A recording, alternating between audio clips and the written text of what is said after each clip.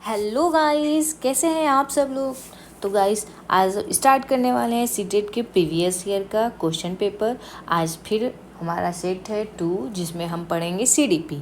तो आइए स्टार्ट करते हैं। आज का पहला क्वेश्चन है, एक बच्चे की वृद्धि और विकास निम्नलिखित में से कौन से कारकों के द्वारा प्रभावित होता है।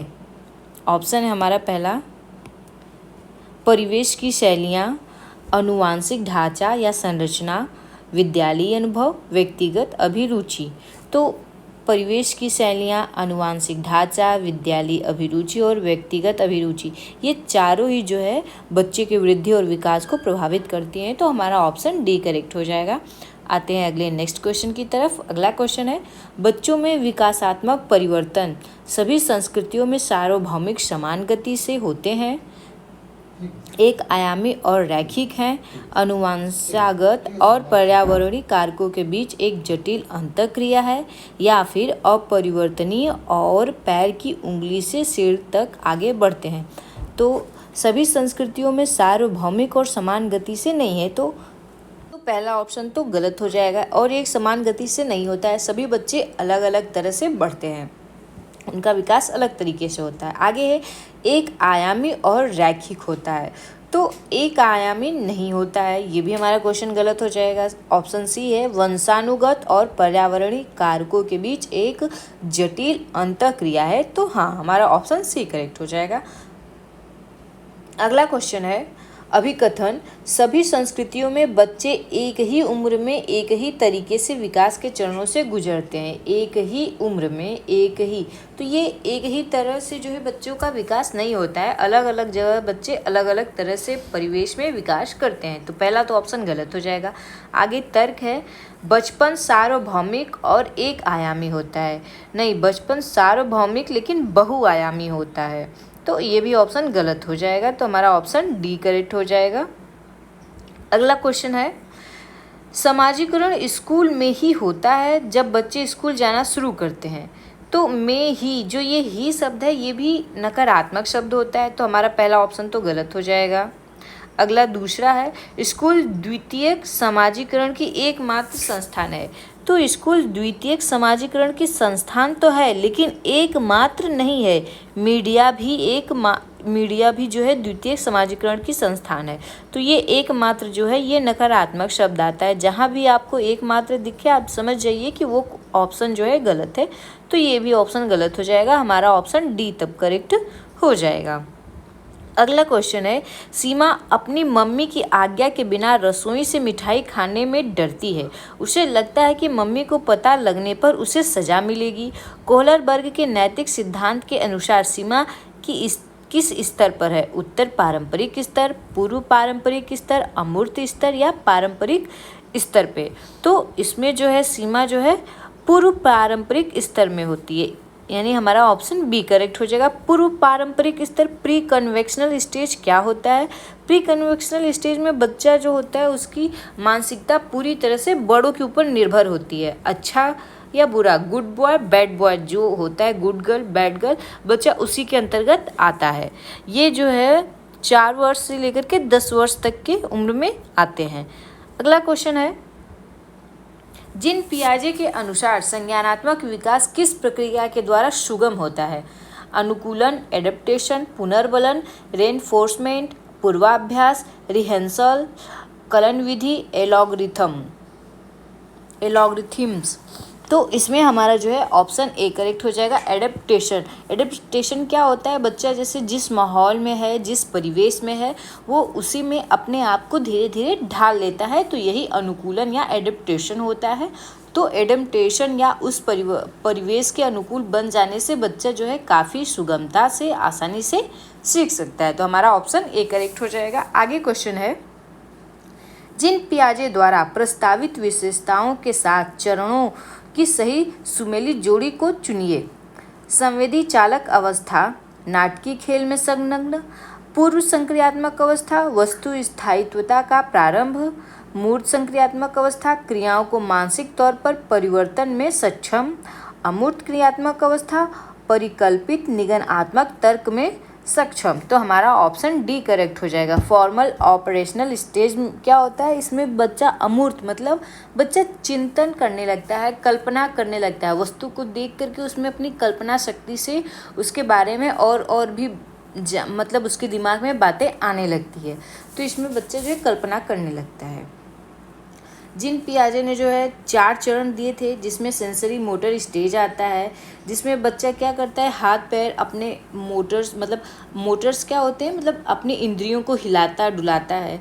आगे है पूर्व ऑपरेशनल स्टेज, इसमें बच्चा क्या करता है, वस्तुओं को पकड़ने लगता है, उसे समझने लगता है, देखने लगता है। फिर मूर्त संक्रियात्मक अवस्था, इसमें बच्चा क्या करता है, वस्तुओं के बीच में अंतर करना स्टार्ट कर देता है कि ये अलग है, ये अलग है।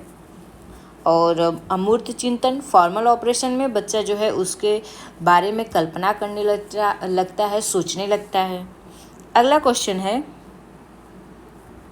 लेव वाइगोत्स्की के अनुसार बच्चों को सीखने में सक्षम बनाने के लिए इनमें से कौन से कारक की महत्वपूर्ण भूमिका है? संवाद, व्याख्यान, सजा या पुरस्कार? तो संवाद, डायलॉग, मतलब बच्चा जो है जब बोलेगा, चीज़ों को समझेगा तो काफ़ी अच्छे से बात करने के बाद वो चीज़ों को समझ पाएगा। अगला क्वेश्चन है, निम्न में से किस मनोवैज्ञानिक ने प्रतिपादित किया कि अंतःक्रिया कि बच्चे के भाषी विकास में बहुत महत्वपूर्ण भूमिका है? जीन पियाजे, लेव वाइगोत्स्की, B.F. स्किनर या फिर नोम चोम्स्की? तो हमारा ऑप्शन बी करेक्ट हो जाएगा, लेव वाइगोत्स्की ने किया।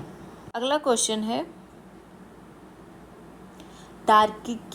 तार्किक गणितीय बुद्धि की क्षमता में क्या शामिल है? हेरफेर, छवियों में हेरफेर, ग्राफिक कौशल और स्थानिक तर्क, कुछ भी जिसमें 2 से अधिक आयाम शामिल हों, लय, ताल, स्वर, माधुर्य के प्रति संवेदनशीलता, विशिष्ट पिचों, स्वरों और लय के बीच अंतर करना जिसे पहचानने में अन्य लोग चूक सकते हैं, पूर्व ज्ञान के आधार पर वर्गीकरण करना, पैटर्न पहचाना, विचारों के बीच संबंध बनाना। तो हमारा ऑप्शन डी हो जाएगा। और जो ये बी है और सी है, ये किस तरह का जो है बुद्धि है? तो ये जो है संगीत में बुद्धि के अंतर्गत आता है। ये ग्राफिक कौशल है, स्थानिक तर्क, कुछ भी जिसमें 2 या 2 से अधिक शामिल हो, तो ये एक तरह से जिसमें ये आर्किटेक्चर आ जाते हैं, जो इंजीनियर आ जाते हैं, ये वो ग्राफिक बता रहा है। लेकिन हमारा ऑप्शन डी जो है ये गणितीय तर्क को बता रहा है। अगला क्वेश्चन है, अभिकथन किशोरों की जेंडर भूमिकाओं व रूढ़िवादियों के प्रति दृष्टिकोण और मूल्यों को निर्धारित करने में विज्ञापन और फिल्में एक बड़ा प्रभाव डालती हैं। मीडिया समाजीकरण की एक शक्तिशाली प्राथमिक संस्था है। तो इसमें हमारा अभिकथन करेक्ट हो जाएगा। तो हमारा ऑप्शन ए जो है करेक्ट हो जाएगा। अब आते हैं अगले क्वेश्चन की तरफ। अगला क्वेश्चन है, विभिन्न पृष्ठभूमियों के बच्चों के सीखने की सुविधा के लिए शिक्षकों को चाहिए कि वे गैर प्रासंगिक पाठ्यक्रम का पालन करें, विभेदित निर्देश लागू करें, मानकीकृत मूल्यांकन का पालन करें, बहिष्करण प्रथाओं का अभ्यास करें।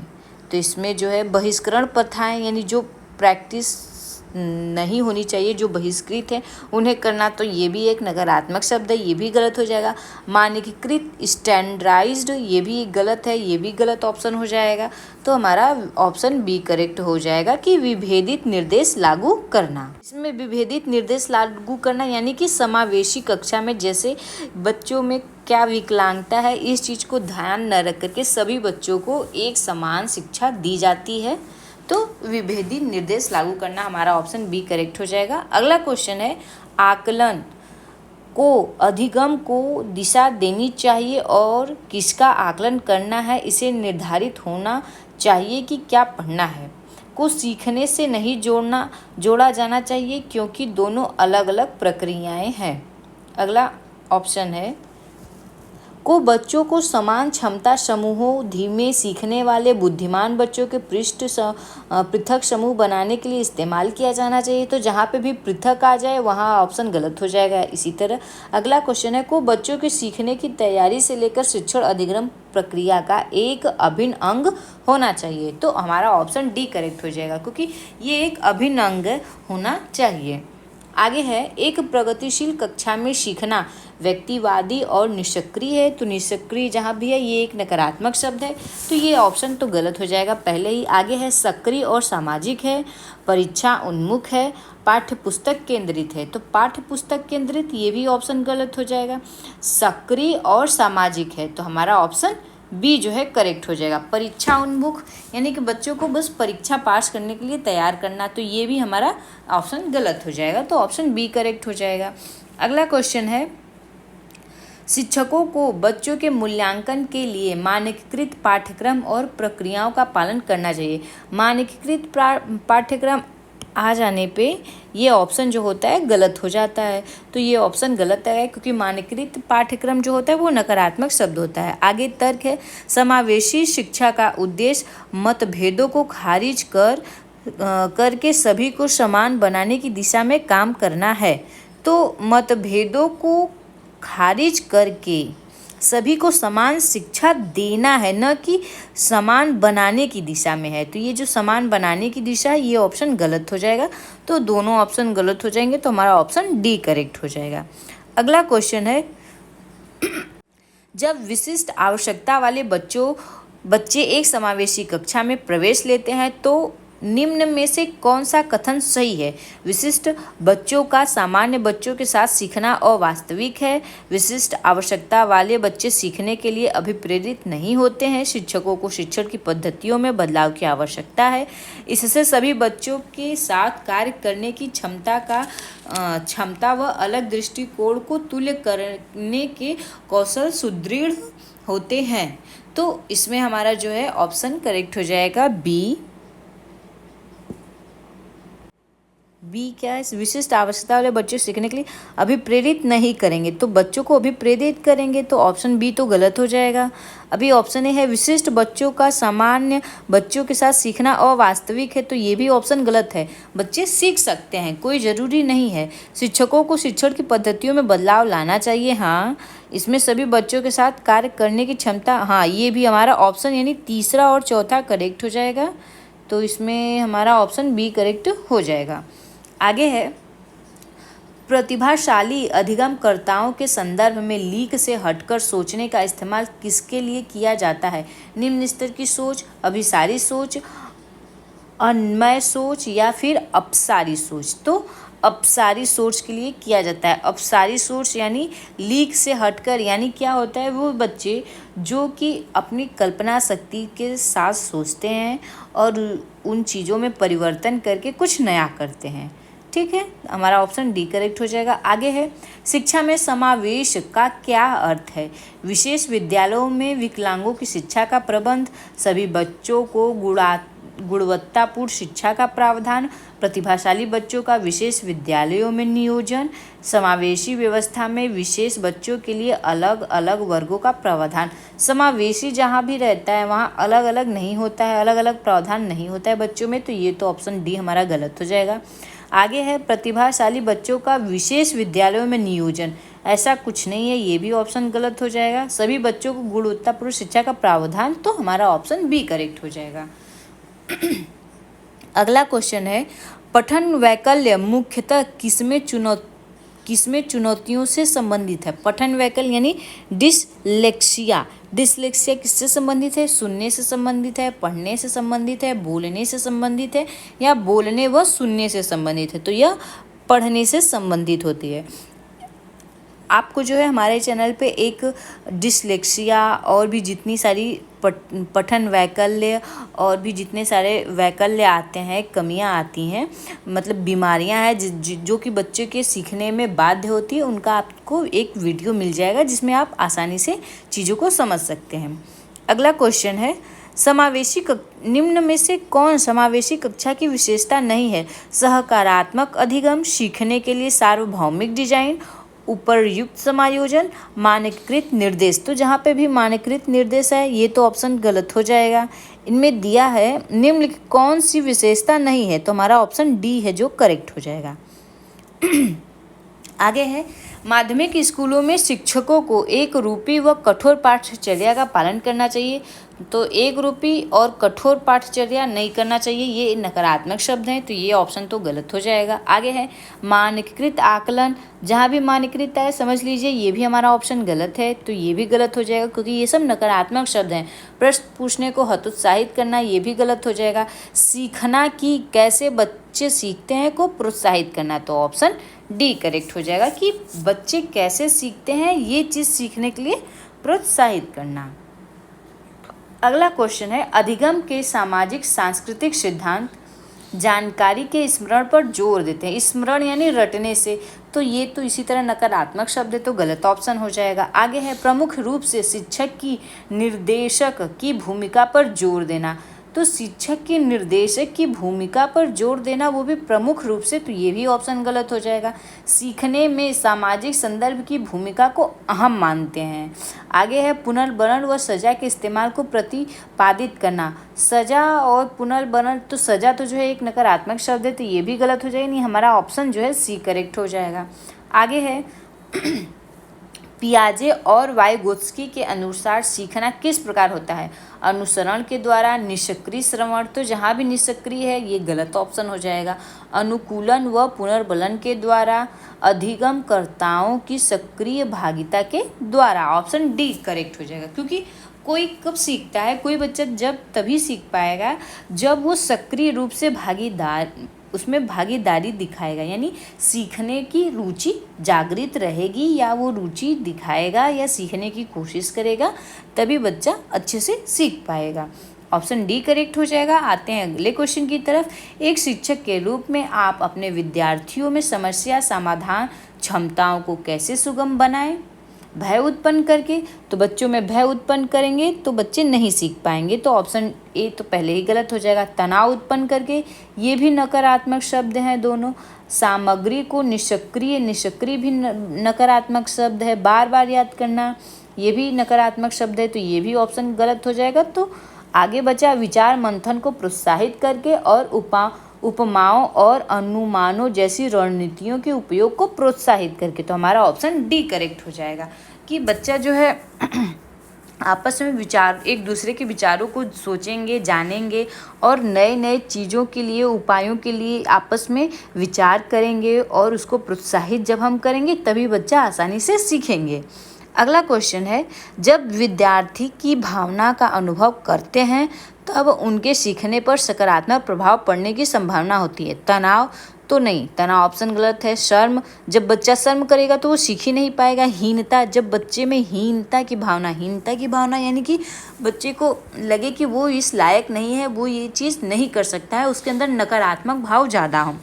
अगला है संतुष्टि, तो जब बच्चा संतुष्ट होगा मतलब आत्मनिर्भर होगा या कह सकते हैं अपने तरफ से पूरी तरह से मोटिवेट होगा, तभी वो सीखने में जो है सकारात्मक प्रभाव उसके पड़ेगा, तो हमारा ऑप्शन डी करेक्ट हो जाएगा। आगे है, अपने पूर्व ज्ञान के आधार पर बच्चों के सहज अनुमान लगाने को किया जाना चाहिए।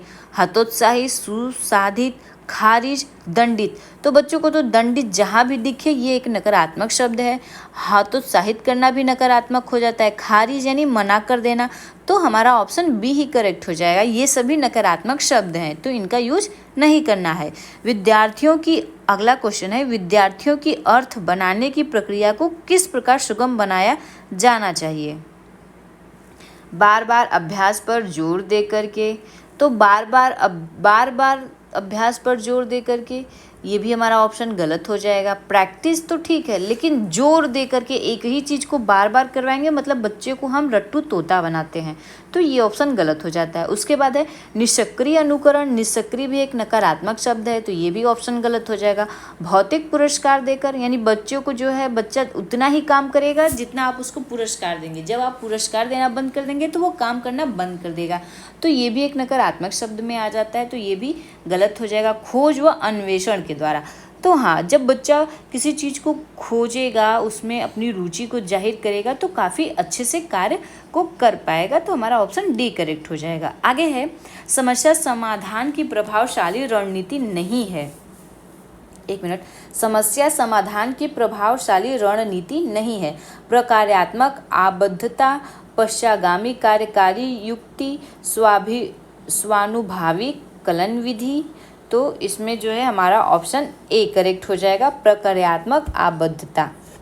आगे अगला क्वेश्चन है, एक सामाजिक रचनावादी कक्ष में सीखने निष्क्रिय रूप से होता है। तो जहाँ भी निष्क्रिय आए नकारात्मक शब्द हो जाता है, तो ऑप्शन गलत हो जाएगा। का स्वरूप सामाजिक होता है। पाठ्य पुस्तक केंद्रित, तो पाठ्य पुस्तक केंद्रित नहीं बल्कि छात्र केंद्रित होना चाहिए, परीक्षा केंद्रित भी नहीं होना चाहिए। तो ऑप्शन ये भी गलत हो जाएगा। ये सभी नकारात्मक शब्द हैं, तो हमारा ऑप्शन बी ही करेक्ट बचेगा, का स्वरूप सामाजिक होता है। अगला क्वेश्चन है, निम्न में से कौन सा कारक बच्चों की विफलता के लिए जिम्मेदार है? व्यक्तिगत पाठचर्या, संदर्भित पाठचर्या, सक्रिय पाठचर्या, पाठचर्या का मानकीकरण। तो यानी स्टैंडर्डाइजेशन, जहाँ भी मानकीकरण आपको दिख जाए वही ऑप्शन जो है गलत हो जाएगा यहाँ पे, कि विफलता के लिए जिम्मेदार है। तो हमारा ऑप्शन डी करेक्ट हो जाएगा। तो आज के वीडियो में इतना ही। हम आपसे मिलेंगे अपने नई वीडियो में। आप हमारे वीडियो को लाइक करिए, हमारे चैनल को सब्सक्राइब करिए, शेयर करिए और कमेंट भी करिए दोस्तों। Thank you.